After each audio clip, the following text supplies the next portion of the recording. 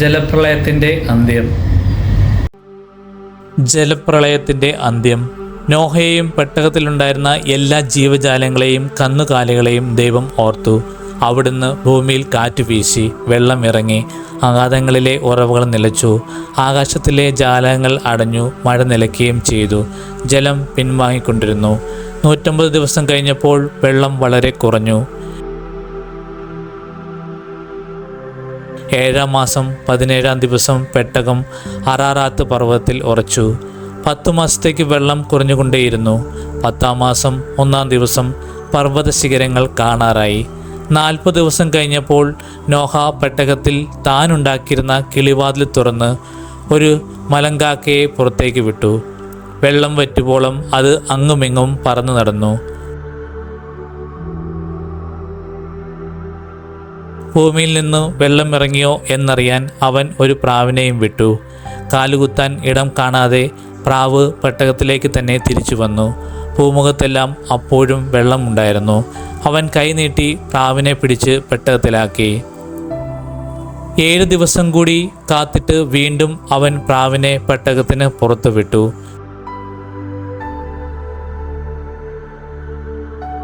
വൈകുന്നേരമായപ്പോൾ പ്രാവ് തിരിച്ചു വന്നു.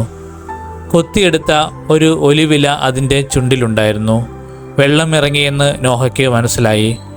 7 നാൾ കൂടി അവൻ വീണ്ടും പ്രാവിനെ പുറത്തുവിട്ടു. അത് പിന്നെ തിരിച്ചു വന്നില്ല. നോഹയുടെ ജീവിതത്തിൻ്റെ 601-ാം വർഷം 1-ാം മാസം 1-ാം ദിവസം ഭൂമുഖത്തെ വെള്ളം വറ്റിത്തീർന്നു. നോഹ പെട്ടകത്തിൻ്റെ മേൽക്കൂര പൊക്കി നോക്കി. ഭൂതലമെല്ലാം ഉണങ്ങിയിരുന്നു. 2-ാം മാസം 27-ാം ദിവസം ഭൂമി തീർത്തും ഉണങ്ങി.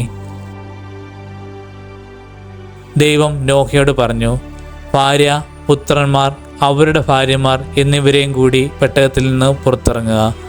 പെട്ടകത്തിലുള്ള പക്ഷികളെയും മൃഗങ്ങളെയും ഇഴജന്തുക്കളെയും എല്ലാം പുറത്തു കൊണ്ടുവരിക. സമൃദ്ധമായി പെരുകി അവ ഭൂമിയിൽ നിറയട്ടെ.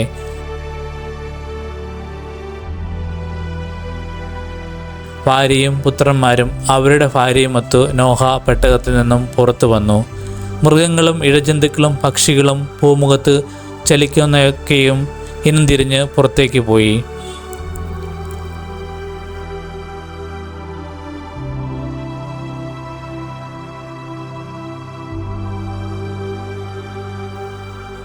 നോഹ ബലിയർപ്പിക്കുന്നു.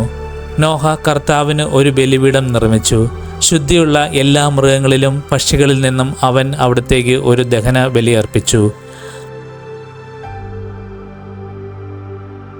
ആ ഹൃദ്യമായ ഗന്ധം ആസ്വദിച്ചപ്പോൾ കർത്താവ് പ്രസാദിച്ചരുളി, മനുഷ്യൻ കാരണം ഭൂമിയെ ഇനിയൊരിക്കലും ഞാൻ ശപിക്കുകയില്ല.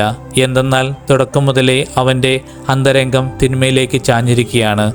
ഇപ്പോൾ ചെയ്തതുപോലെ ജീവജാലങ്ങളെയെല്ലാം ഇനിയൊരിക്കലും ഞാൻ നശിപ്പിക്കുകയില്ല. ഭൂമി ഉള്ളിടത്തോളം കാലം വിതയും കൊയ്ത്തും ചൂടും തണുപ്പും വേനലും വർഷവും രാവും പകലും നിൽക്കുകയില്ല.